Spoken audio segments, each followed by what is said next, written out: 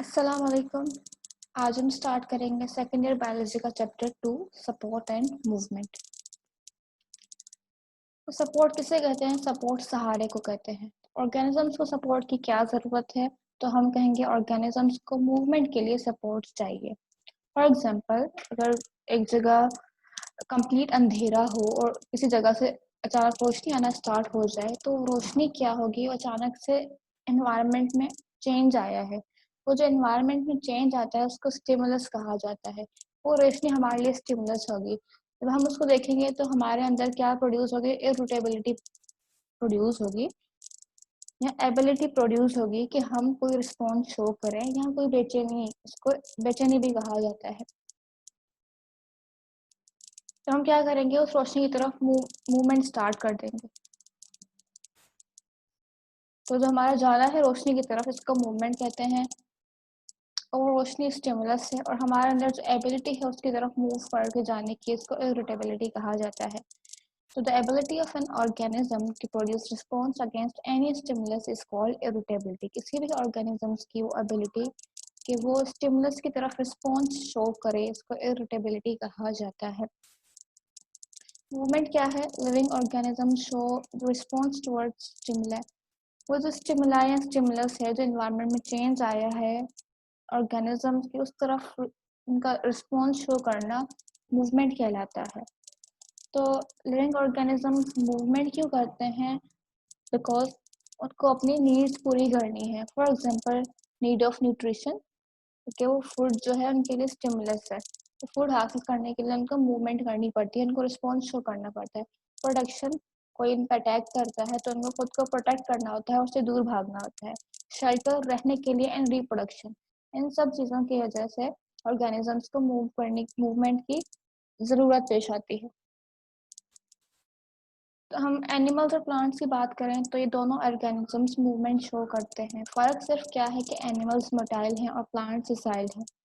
Motile होने का मतलब है कि एनिमल्स जो हैं अपनी जगह चेंज कर सकते हैं, वो लोकोमोट कर सकते हैं, लेकिन प्लांट्स अपनी जगह पे ही रहते हैं, एक ही जगह खड़े रहकर मूवमेंट शो करते हैं, तभी इनको सिसाइल कहा जाता है। और प्लांट्स और एनिमल्स दोनों को डिफरेंट फंक्शंस करने के लिए, और दूसरा सबसे बड़ी बात, ग्रेविटी के अगेंस्ट खड़े रहने के लिए सपोर्ट चाहिए। तो हम देखते हैं कि इनके अंदर सपोर्ट कौन प्रोवाइड करता है। एनिमल्स में स्केलेटल सिस्टम प्रेजेंट होता है जो कि हार्ड स्ट्रक्चर है।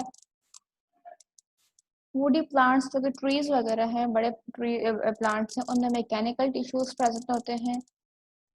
और जो यंग बेबी प्लांट्स या प्लांट्स के जो सॉफ्ट पार्ट्स होते हैं, लीव्स वगैरह, उनमें सपोर्ट रिजिडिटी की वजह से होती है। तो हम सबसे पहले चैप्टर में प्लांट का पोर्शन स्टार्ट करेंगे, बाद में एनिमल्स पे आएंगे। सपोर्टिंग प्लांट स्टार्ट करते हैं। प्लांट्स की बात करें तो प्लांट्स में दो मेजर पार्ट्स कौन से हैं? Root and stem. स्टेम का अगर कट सेक्शन देखा जाए तो स्टेम इस तरह नजर आएगा। इसके बाहर एक सेल्स की लेयर होगी, इस लेयर को एपिडर्मिस कहेंगे। फिर एपिडर्मिस के अंदर मल्टी सेल्ड लेयर होगी, मतलब 3-4 लेयर सेल्स के प्रेजेंट होंगे, इसको कॉर्टेक्स कहेंगे उस रीजन को। कॉर्टेक्स के बाद आपके बुक पर जो डायग्राम बनी होगी उसमें एक सेंट्रल पोर्शन दिया हुआ है जिसको स्टील का नाम दिया गया है, और उस स्टील के अंदर ये स्ट्रक्चर्स प्रेजेंट हैं जिनको वेस्कुलर बंडल्स कहते हैं। तो वेस्कुलर बंडल्स का जब नाम आए तो इसका मतलब क्या है कि इन सब बंडल, ये जो सारे बंडल्स हैं, इनके अंदर क्या प्रेजेंट है? अंदर की तरफ जाइलम प्रेजेंट है और बाहर फ्लोएम प्रेजेंट है। वेस्कुलर बंडल्स के बाद फिर ये जो सेंट्रल पोर्शन है स्टेम का, इसको पिथ कहते हैं। ठीक है, तो बाहर वाला पोर्शन कॉर्टेक्स, अंदर रीजन बाहर वाला एपिडर्मिस, अंदर का रीजन कॉर्टेक्स, उसके बाद फिर स्टील और उसके अंदर वेस्कुलर बंडल्स और फिर पिथ आता है। तो इन स्टेम आउटरमोस्ट लेयर क्या है? थिन वॉल्ड सेल्स के एपिडर्मिस कहते हैं। एपिडर्मिस के नीचे कॉर्टेक्स प्रेजेंट है और जो सेंट्रल पार्ट स्टील है उसमें वेस्कुलर टिश्यूज प्रेजेंट है जिनको जाइलम और फ्लोएम कहा जाता है। तो अगर हम प्लांट टिश्यूज की बात करें तो प्लांट में 2 टाइप्स के टिश्यूज हैं। एक है मेरिस्टेमेटिक टिश्यूज और दूसरे हैं परमानेंट टिश्यूज। मेरिस्टेमेटिक वो टिश्यूज हैं जिनमें ऐसे सेल्स प्रेजेंट हैं जिनके पास डिवाइडिंग कैपेबिलिटी है, वो अभी इमेच्योर हैं और डिवाइड होने की सलाहियत मौजूद है और वो डिवाइड हो रहे होते हैं।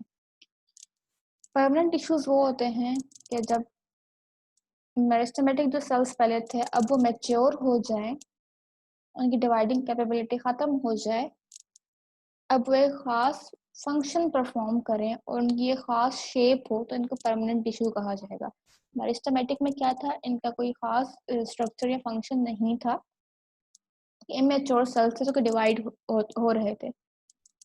जब ये मैच्योर होंगे तो क्या होगा, इनका एक ख़ास फंक्शन होगा, इनका एक ख़ास स्ट्रक्चर होगा, लेकिन ये कि इनके पास डिवाइडिंग कैपेबिलिटी नहीं होगी, तो इनको परमानेंट टिश्यूज़ कहते हैं। परमानेंट टिश्यूज़ के दो टाइप्स हैं, सिंपल टिश्यूज़ और कॉम्प्लेक्स टिश्यूज़। हमें पता है कि टिश्यूज़ कैसे बनते हैं, जब डिफरेंट सेल्स का ग्रुप मिलता है और एक ही फंक्शन परफॉर्म करे तो हम कहते हैं टिश्यूज़ बनते हैं। तो सिंपल टिश्यूज़ वो टिश्यूज़ हैं जिनमें एक ही जैसे सेल्स, मतलब उन सेल्स का स्ट्रक्चर बिल्कुल सेम हो, वो मिलकर एक फंक्शन परफॉर्म करते हैं, तो इनको सिंपल टिश्यूज़ कहा जाएगा। कॉम्प्लेक्स टिश्यूज़ वो होते हैं जिसमें जो सेल्स आपस में ग्रुप बना रहे हैं और एक फंक्शन परफॉर्म कर रहे हैं, वो डिफरेंट है, उनके स्ट्रक्चर अलग-अलग है। वो एक टाइप के सेल्स नहीं है, वो ज़्यादा टाइप्स के सेल्स आपस में मिलते हैं, लेकिन फंक्शन एक ही परफॉर्म करेंगे। तो सिंपल टिश्यूज़ के एग्जांपल हैं पैरेन्काइमा, कोलोनकाइमा, स्क्लेरेन्काइमा। कॉम्प्लेक्स टिश्यूज़ के एग्जांपल हैं जाइलम और फ्लोएम। तो जाइलम का काम क्या है, वाटर कंडक्ट करना, प्लांट में वाटर पहुँचाना। फ्लोएम क्या करता है, फूड की ट्रांसपोर्ट करता है। तो जाइलम और फ्लोएम दोनों में जो सेल्स हैं, वो डिफरेंट सेल्स कंबाइन होकर एक ही फंक्शन परफॉर्म करते हैं। तो हम अगर प्लांट्स की बात करेंगे, प्लांट्स के स्टेम को सपोर्ट किसने प्रोवाइड की हुई है, तो तीन तरह से इनको सपोर्ट मिलती है। एक तो इनके पास पेरेन्काइमल टिश्यूज होते हैं जिनकी जो थिन वॉल्ड होते हैं। सेकंड, इनके पास थिक वॉल्ड कोलोनकाइमा टिश्यूज होते हैं और डेड टिश्यूज होते हैं स्क्लेरेन्काइमा। और फिर वो टिश्यूज होते हैं जो कि स्टील के अंदर बंडल्स में प्रेजेंट हैं, जिनको जाइलम और फ्लोएम कहा जाता है। तो अगर ये सवाल आए कि प्लांट्स में मैकेनिकल सपोर्ट कौन प्रोवाइड करता है, तो आपको ये 3 पॉइंट्स लिखने हैं कि पेरेन्काइमा, कोलोनकाइमा, स्क्लेरेन्काइमा और वेस्कुलर बंडल्स प्लांट को सपोर्ट प्रोवाइड करते हैं।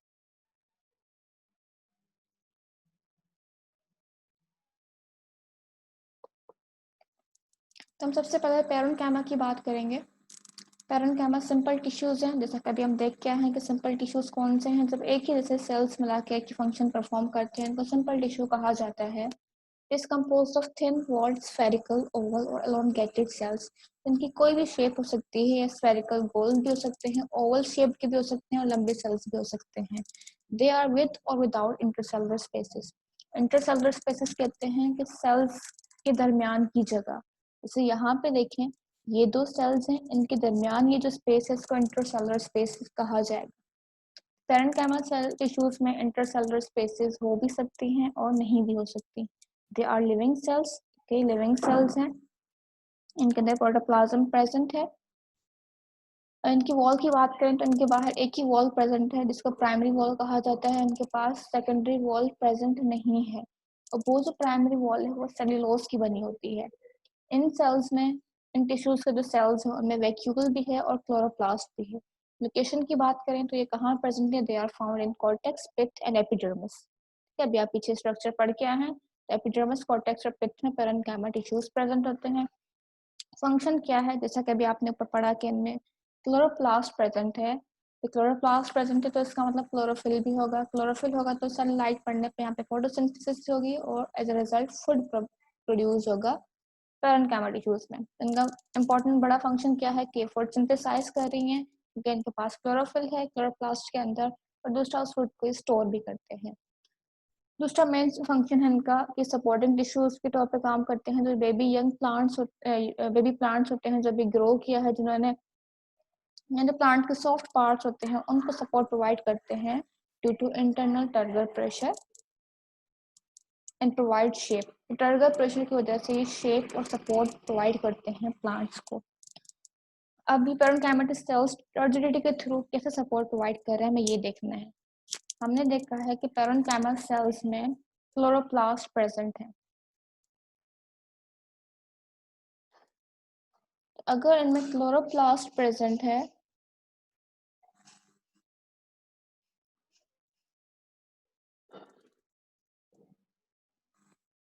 एक क्लोरोप्लास्ट प्रेजेंट है, ये पेरेन्काइमा सेल हो गया। ये दूसरा, इस तरह के बहुत सारे सेल्स प्रेजेंट होंगे। इनमें वैक्यूल भी प्रेजेंट है और क्लोरोप्लास्ट भी।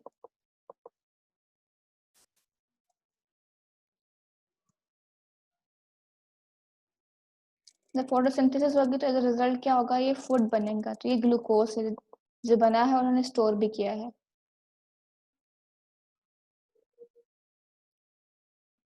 यहाँ पे भी ग्लूकोज होगी, यहाँ पे भी ग्लूकोज, हर जगह ग्लूकोज प्रेजेंट है।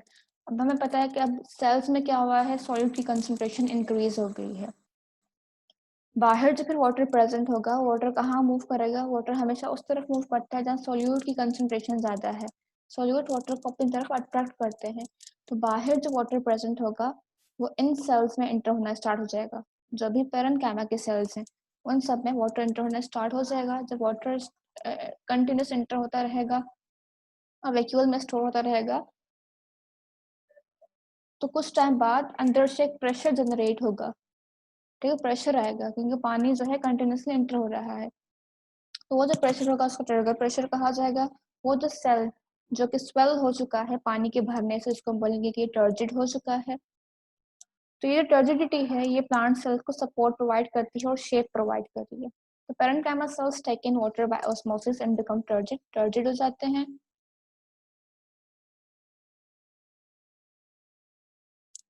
These turgid cells now exert internal pressure called turgor pressure। अभी अंदर से एक प्रेशर अप्लाई करते हैं जिसको टर्गर प्रेशर कहा जाता है। Due to this turgidity, these plants remain firm and rigid। इसी टर्जिडिटी की वजह से प्लांट्स को जो है सपोर्ट मिलती है और वो फर्म अपनी जगह पे बिल्कुल इरेक्ट खड़े रहते हैं। If they lose water they will lose turgidity and plant में बिकम विल्ट। अच्छा, अगर हम लीव्स को देखें, लीव्स के अंदर पानी भरा होता है तो वो अपनी बिल्कुल सही पोजीशन में प्रेजेंट है।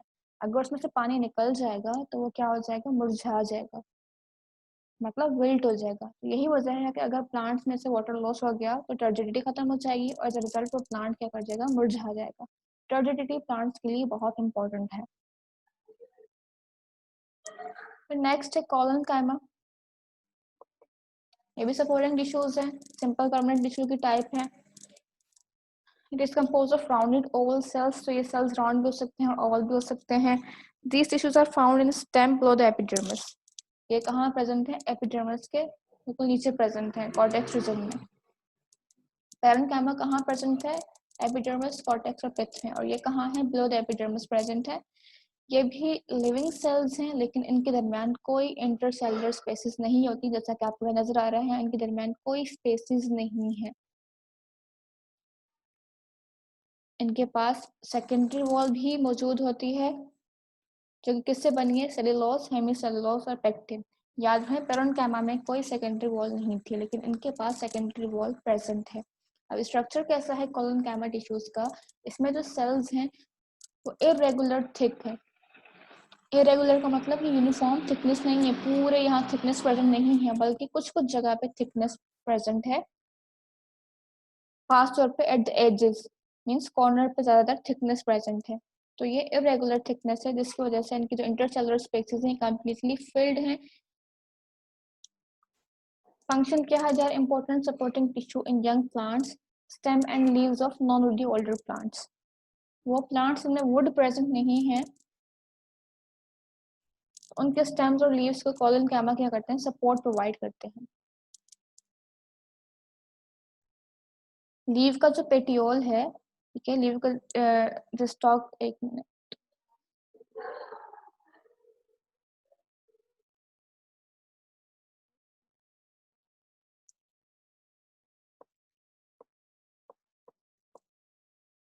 ये जो लीव का पार्ट है इसको पेटियोल कहा जाता है। ठीक है, आपने देखा होगा ये स्ट्रेचेस और फ्लेक्सिबल सा होता है, तो ये इस कोलोनकाइमा से बना हुआ है।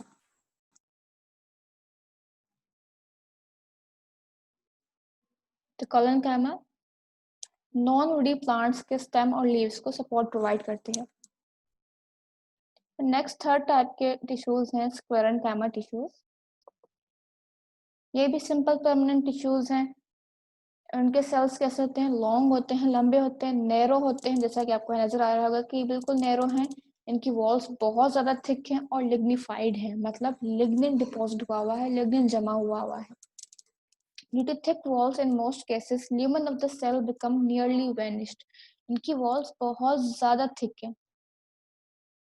थिकनेस क्या है, बहुत ज्यादा है। क्यों ज्यादा है, क्योंकि यहाँ पे लिग्निन जमा हुआ है। अगर ये एक स्क्लेरेंकाइमा सेल है तो इसके अंदर क्या हुआ है,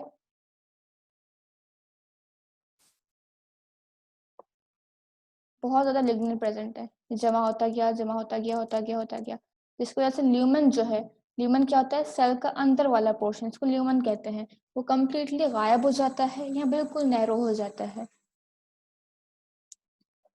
इसकी वजह से थिक वॉल्स की वजह से। और ये थिक वॉल्स क्यों होती हैं, ये लिग्निन की डिपोजिशन की वजह से होती हैं।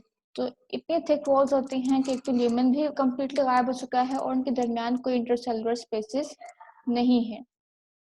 They are dead cells without protoplasm, और ये सेल्स क्या हैं, डेड सेल्स हैं।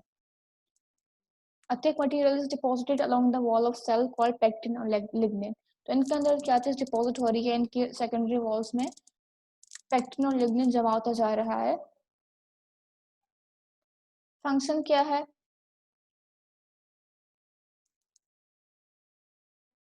दे provide strength and mechanical support to woody plants.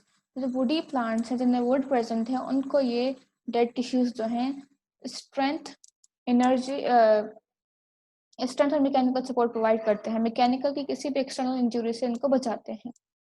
Sclerenchyma के टाइप्स की सेल्स की बात करें तो दो टाइप्स के सेल्स इनके होते हैं, पहले फाइबर्स और स्क्लेरेट्स।